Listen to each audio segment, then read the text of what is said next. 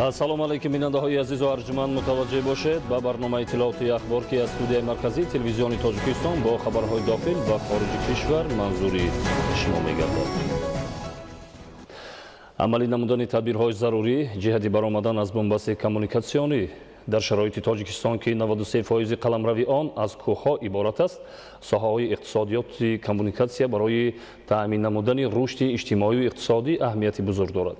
дар давраи соҳибистиқлолӣ дар кишвар аз ҳисоби лоиҳаҳои давлатии сармоягузорӣ беш аз 2100 километр роҳҳои мошингарди дорои аҳамияти байналмилаливу ҷумҳуриявӣ ва зиёда аз 1000 километр роҳҳои мошингарди дохилӣ аз ҳисоби дигар сарчашмаҳои маблағгузорӣ бунёду навсозӣ карда мешавад. роҳи автомобилгарди Кангурт Балҷувон Ховалинг дар идомаи тадбирҳои бунёдкорӣ навсозӣ карда мешавад. раванди корҳои сохтмонӣ дар кадом сатҳ қарор дорад? хабарнигорони мо мавзӯъро пайгирӣ карданд. барои таъмини иҷрои барвақтии лоиҳаи сохтмону навсозии роҳи автомобилгард тамоми иқтидорҳо сафарбар карда шудаанд ва корҳои сохтмону навсозӣ бо суръат ҷараён дорад. фаъолияти дастаҷамона ва истифодаи имконоти фароҳам оварда шуда аст ки аз деҳаи Кангурти ноҳияи Темурмалик то маркази ноҳияи Балҷувон ки 22 километрро дар бар мегирад пурра асфалтпӯш карда шуда, дигар тадбирҳои бунёдкорӣ бошад дар сатҳи баланд идома дорад. роҳи автомобилгарди Кангурт Балҷувон Ховалинг 42,5 километрро ташкил медиҳад ва мувофиқи лоиҳа дар ин роҳ 6 пул бо дарозии 455 метр, 5 истгоҳ ва дигар инфраструктури зарурӣ бунёд карда шуда, роҳ ба категорияи чоруми роҳсозӣ мутобиқ карда мешавад. мана имрӯз ба аллакай бисёр корҳои сохтмонӣ ба итмом расонда, ҳозир корҳо бо давом дода истодаем. мувофиқи нақшаи корӣ хуброи обгузар 30 адад буд, ҳозир мо аллакай 30 адад иҷро кардем, тамом кардем. ба ғайр аз ин бо кӯпрукҳоро барқарор карда ҳам буд, сохтан дар кор буд 6 адад. аз он ҷумла мо 4 адад кӯпрукҳоро барқарор карда сохта ба охир расондем. ҳозир ман дар инҷо истодагам нуқтаи километри 23500 мости рақами 6 мебошад ки дарозияш 145 метр, 6 параллел мебошад. мана ҳозир истодитон мана корҳоям инҷоям корҳо қариб ки ба охиршавӣ расида истодааст. барои саривақт ва бо сифати баланд ба анҷом расонидани корҳои сохтмонӣ 357 нафар ҷалб гардидааст. иттилоъ дода шуд ки 311 нафари кормандону мутахассисони маҳаллӣ буда раванди корҳои сохтмонӣ бо истифода аз муосиртарин техникаҳои соҳавӣ тақвият бахшида мешавад. Балҷувон то тарафи Ховалинга 10 километр роҳ ба ҷои асфалтпӯш тайёр карда шудааст. аз километри 28 тарафи боло асфалтпӯшкунӣ сар мекунем. баъд аз корҳои асфалтпӯш тамом кардан баъд корҳои бехатарӣ сар мешавад.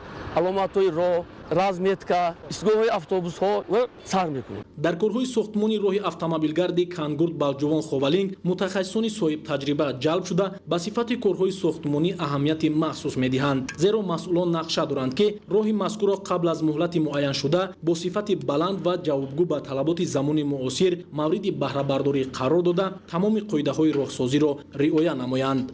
дар хиттаи мо омӯзишгоҳ ҳаст.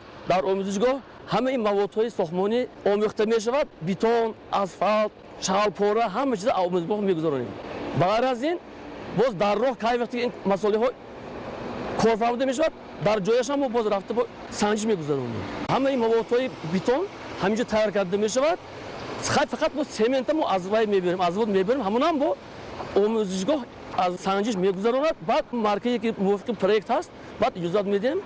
пас аз соҳибистиқлол гардидани ҷумҳурияи Тоҷикистон дар доираи сиёсати муваффақонаи асосгузори сулҳу ваҳдати миллӣ, пешвоии миллат, президенти ҷумҳурияи Тоҷикистон муҳтарам Эмомалӣ Раҳмон баромадан аз бонбасти коммуникатсионӣ яке аз ҳадафҳои стратегӣ дониста шуда, дар ин муддат бо амалӣ намудани нақшаҳои нишонрас дар ин самт натиҷаҳои назаррас ба даст омад. барои сифатан беҳтар намудани роҳҳои аҳамияти ҷумҳуриявию байналмилалӣ дошта, аз соли 2011 барномаи мақсадноки давлатии рушди комплекси нақлиёти ҷумҳурияи Тоҷикистон то соли 2025 амалӣ мегардад ки тибқи он дар ҳудуди ҷумҳурӣ бунёду таҷдиди роҳҳо ҷараён дорад. дар заминаи амалӣ гардидани нақшаву барномаҳои мукаммал дар соҳаи роҳу нақлиёт аз қабили навсозӣ, таъмиру таҷдиди роҳу пулҳо ва бунёди нақбҳои мошингузар ҷиҳати рафту омад ва интиқоли молу маҳсулот имконияти созгор фароҳам оварда шуда, тадбирҳои бунёдкориву ободонӣ бо суръат тақвият бахшида мешавад. Самандар Искандарзода, Раҷабалӣ Маҳмадалӣ барои барномаи иттилооти ахбор. در ولایت سوق در دایره تدبیرهای بنیادکاری به استقبال 30 سالگی استقلالیت دولتی تعمیر و نوسازی راههای محلی وسعت دارد. در همه شهر و ناحیه‌های ولایت با سهم صاحبکاران و اهالی، اشخاص سخاوتپیشه و مقامات اجرایی ولایت سوق سال 2019 در مسافه بیش از 100 کیلومتر راهها منفرش اساسی کرده می شود. گزارش رفضل رحمان و دلشاد یوسفی. قسم اساسی تعمیر و نوسازی راهها را در ولایت سوق منفرش اساسی با اسفالت گرم در بر میگیرد. در هر یک دهه شهرک مرکز شهر و ناحیه‌های ولایت تعمیر راههای اهمیت جمهوری بین شهر و ناحیه‌ها، راههای محلی، راههای کوچه‌ای و محله‌ها به نقشه گرفته از رکن‌های مهم بنیادکاری برابری بنیاد انشاءات گوناگون و در برابری چراغان‌کنی، سبزکاری، شفافیت راهها میباشند. در شهر و ناحیه‌های ولایت بیش از 100 کیلومتر راهها منفرش اساسی کرده میشوند که 60 کیلومترش از حساب مبلغ‌های بودجه ولایتی بوده. نوسازی اساسی قسمت راه خوجند، غفورов، گلستان و مسافه 12 و از 5 کیلومتر، بیش از 10 کیلومتر راههای اساسی و بین محله‌های شهر خوجند، راه اتومبیلگرد چارکوه واروخ در شهر اسفره، راههای بین مرکز ناحیه سپیتامین و دهات اندرسای و خرمزمین، راههای کوچه‌ای و خیابان‌های شهرهای بوستان و گلستان و در دیگر شهر و ناحیه‌های ولایت راهها در دایره نقشه چاره‌بینی‌های آبادی راهها پورا با از نو کردن ته‌کرسی آباد و با اسفالت گرم منفرش اساسی کرده می‌شوند و در یک چند موضع این کار صورت و وسعت دارند. تعمیر و نوسازی قسمی راهها را جمعیت دارای مسئولیت محدود تاجرا اجرا می‌کند که چند سال اخیر در منطقه‌های گوناگون جمهوری و از جمله در ولایت سوق در نوسازی و منفرش‌کنی راه‌های اتومبیلگرد سهمگذاری نموده است. این شرکت دارای تکنیکی و تجهیزات معاصر راهداری چون تجهیزات اسفالت خوابانی ساخت دولت گرمانیا، اسفالت کوبک‌های معاصر، ماشین‌های بارکشان بوده. مهندسان، استادها و کارگران راهساز با استفاده این تکنیک و تجربه صفت اسفالت خوابانی را تامین می‌کنند. صفت در از نوسازی و منفرش راه‌ها از طلبات اساسی است، زیرا راه‌ها سال‌های دراز باید خدمت نمایند. پیش از تعمیر منفرش اساسی هموار کردن فرش راهی آسیب دیده امکان می‌دهد که اسفالت خوابانی مطابق معیار هموار و خوش صفت انجام داده شود. در تامین همواری اسفالت فرش راه مکانیزم اسفالت خوابانی نقش اساسی دارد. این مکانیزم به طور اتوماتیک تجهیزات کامپیوتری همواری اسفالت فرش راه را به معیار می‌دارد. در این کار البته نقش ماشینیست و راهسازان و مهندسان در اداره کنی و نظارت مهم است. بعداً اسفالت کوبک‌ها در مستحکم کنی فرش راه استفاده می‌شوند. جمعیت تاجرا در برابر صفت کارها از نوسازی راه‌ها را با سرعت انجام می‌دهد. این به تشکیل کار و استحصال اسفالت گرم در زواد اسفالت خودی واقع در موضع رخی ولایت سوق مربوط است.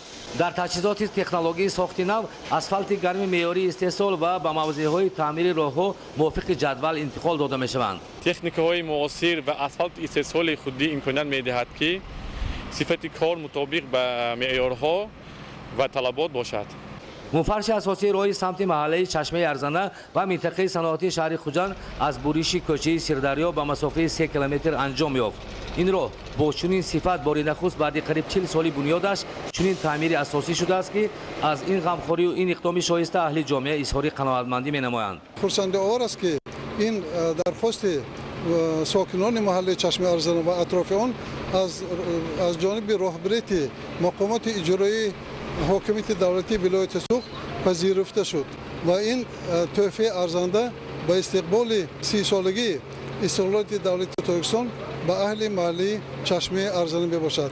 این راه بعد ساختن جایبارهای بتونی منطقه سبزکاری، ساختن و سفالک‌پوشی راهی پیاده‌گرد صورت گرفته، راه و شفافیت آن آبادان گردید. راه اتومبیلگرد قطعه از موضع آبشاران تا حدود مؤسسه باغ ملی وحدت بعد کبودیزارکنی شناندن نیال‌های آرایشی در دوره زمستان در اساس نقشه کلی آبادانی این منطقه منفرش اساسی کرده می‌شود. این قطعه را شهر خوجند و شاهرای دوشنبه بستان چناق را با یک قطار موضع‌های ناحیه باباجان غفورov و منطقه استراحتی ساحل بحر تاجیک در شهر گلستان می‌پیوندد. صفت معیاری کارهای نوسازی و منفرش اساسی برای حرکت واسطه‌های نقلیات، سفر و سیاحت ساکنان و مهمانان داخلی و خارجی به مؤسسه دولتی باغ ملی وحدت و به منطقه سیاحی و استراحتی شهر گلستان از تدبیرهای مهمی بنیاد اینفراستراکچور کمیونیکاسیونی محسوب می‌یابد.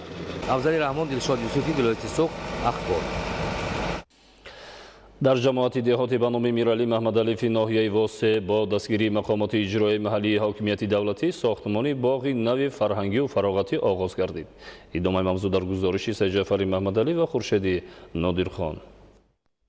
дар деҳаи гулдараи ҷамоати деҳоти мазкур барои хонандагони мактаби рақами 52 ки то ин давра дар як бинои хурди иборат аз 4 синфхона ба таҳсил фаро гирифта мешуданд, бинои нави дуошонаи мактаб иборат аз 11 синфхона, 2 ҳуҷраи корию кабинетҳои фаннӣ ва як майдончаи хурди варзишӣ бунёд мегардад ки иншооти мазкур соли равон дар арафаи таҷлили ҷашни 28-умин солгарди истиқлолияти давлатии ҷумҳурии Тоҷикистон бо таъмини шароити муосири таълимӣ ба истифода дода мешавад. Сохтмони чунин як иншооти нави соҳа дар ин деҳоти ноҳия аз ҷониби соҳибкор Қурбон Мирзалиев идома дорад ки он низ тибқи лоиҳа аз 2 ошона, 10 синфхона, китобхона ва 2 ҳуҷраи корӣ иборат аст. Барои беҳтар намудани шароити таълиму тарбия дар ҷамоати деҳоти Миралӣ Маҳмадалиев бо дастгирии ҳукумати ҷумҳурии Тоҷикистон сохтмони бинои нави мактаби рақами 15 барои 640 хонанда дар як баст, таъмири асосии бинои сеюми таълимӣ ва бунёди 10 синфхонаи иловагӣ дар назди мактаби таҳсилоти миёнаи рақами 2 ҷараён дорад. дар назди бинои муассисаи таҳсилоти миёнаи умумии рақами 15 боз як сохтмони нави муассиса барои 640 хонанда қомат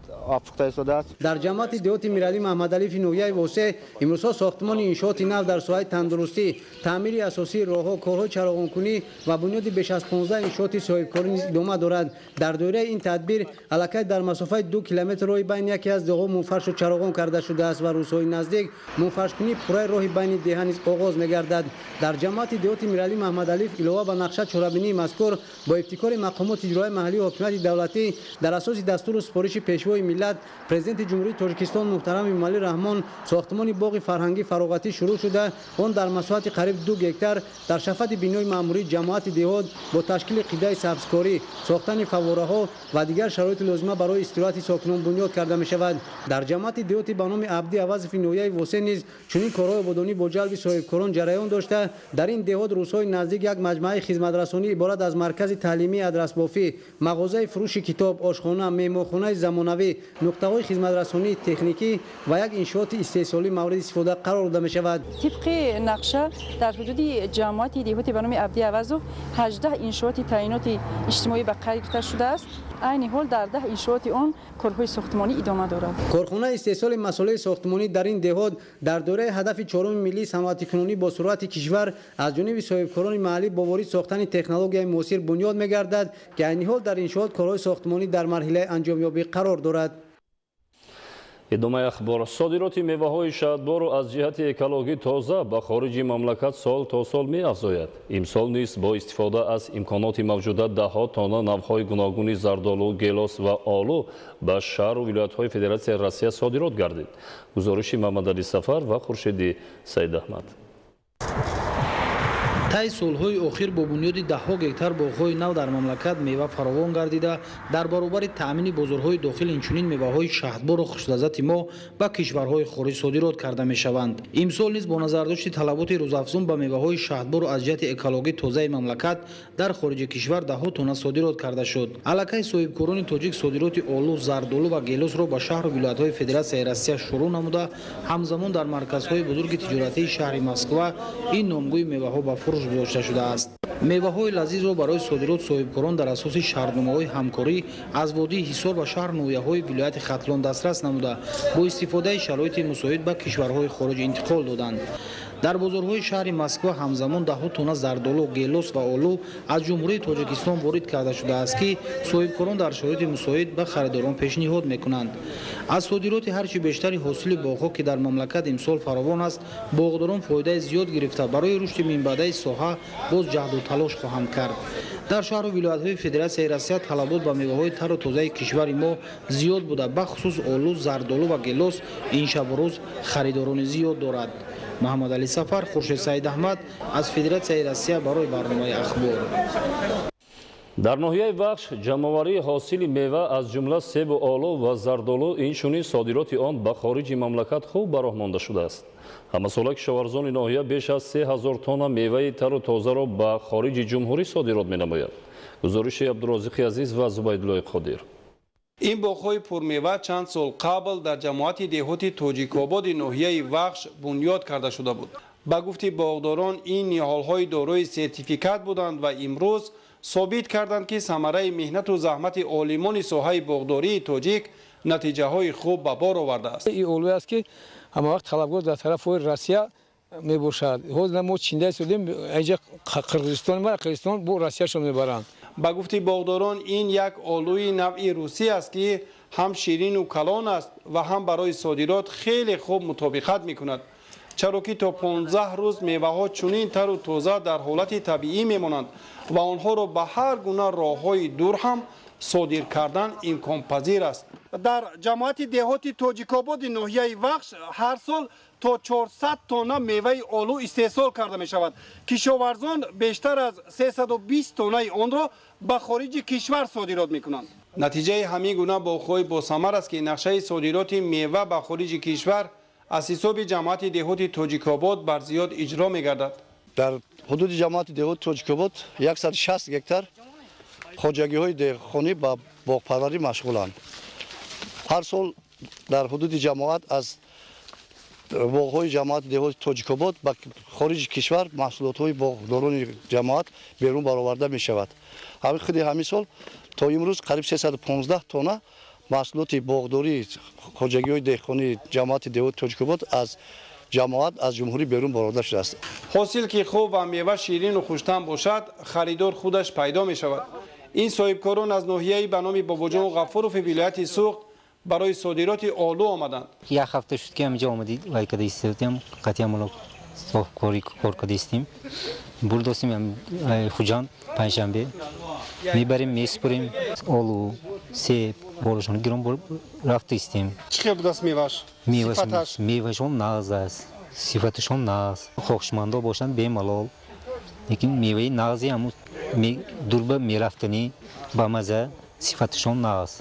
میوه را در شکل تر و تازه و خشکانیدن صادرات میکنند. هر سال تا 100 تن خشک میوه های آلو تیار میکنند که در بازارهای بزرگ کشور روس طلبکاران بیشتر دارند. این سیب های باغپروران جماعت شهرک کیروف است که به فدراسیون روسیه صادرات میشوند. در چنین ماشین های بزرگ یخداندار سیب های آبدار و شیرین وطن ما را به مملکت های دوست انتقال میدهند. نتیجه مهنت پرثمر کشاورزان ناحیه وخش به آن موجب میگردد که سطح زندگی دهقانان به مراتب بهتر شود. در جماعت شهرک کیروف در 4 فصل سال از زمین بهره برداری میکنند. کشت تکراری شالی در زمین‌های خالی شده گندم و سبزیجات به ثمر رسانیده شد. بعد از جمع‌آوری حاصل شالی باز در این میدان‌ها غله و یا کارتوشکا کشت میکنند. تا امروز در میدان 60 گکتار کشت تکراری شالی گزارنده شده است که موافق نقشه باز در میدان 80 گکتار جمع 146 گکتار کشت تکراری شالی گزارنده می شود. این چنین کشت تکراری در میدان 40 گکتار دیگر سبزیجات ها، لوبیاگی ها، موش و دیگر نمود غله‌دانگی ها کشت کرده می شود.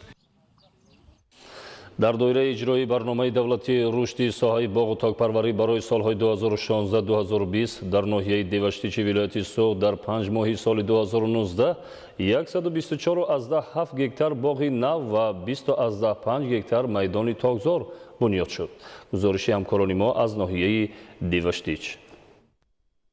زمین‌های خواجگی‌های کشاورزی ناحیه دیوشتی 36530 گکتار بوده، از آن 11977 گکتار زمین‌های آبی میباشند. میدان باغ در ناحیه تا 1 ینوری سال 2019 1276 گکتار و میدان تاکزار باشد 628 گکتار را تشکیل میداد. با مقصد زیاد کردن میدان باغ و تاکزار و تامین کردن اهالی با میوه‌های شهدبار در 5 ماه سال 2019 میدان باغات 124.7 گکتار و میدان تاکزار باشد 20.5 گکتار زیاد کرده شد.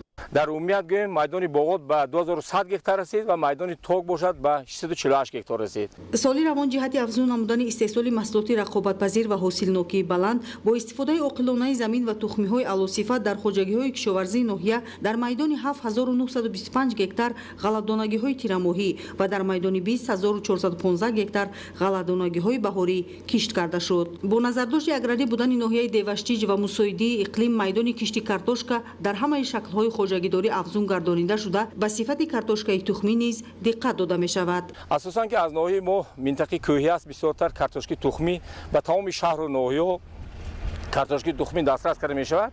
در منطقه‌ای که منطقه کوهی است که کشت کارتوشکا رو تا همین 15-16 ماه ایون میگذارن، چقدر که اگر دیرتر کشت شود تخم کارتوشکی خوبتر و بیشتر می‌ایستد. хоҷагидорони ноҳия мақсад доранд ки ҷиҳати афзун намудани майдони боғу тогзор аз ҳисоби талутепаҳо истеҳсоли маҳсулоти кишоварзӣ ғалладонагиҳо картошка сабзавоту полезӣ мева ва баландшавии ҳосилнокӣ заминҳои корамро дуруст истифода бурда барои бо маҳсулоти хушсифати кишоварзӣ саҳми худро гузоранд.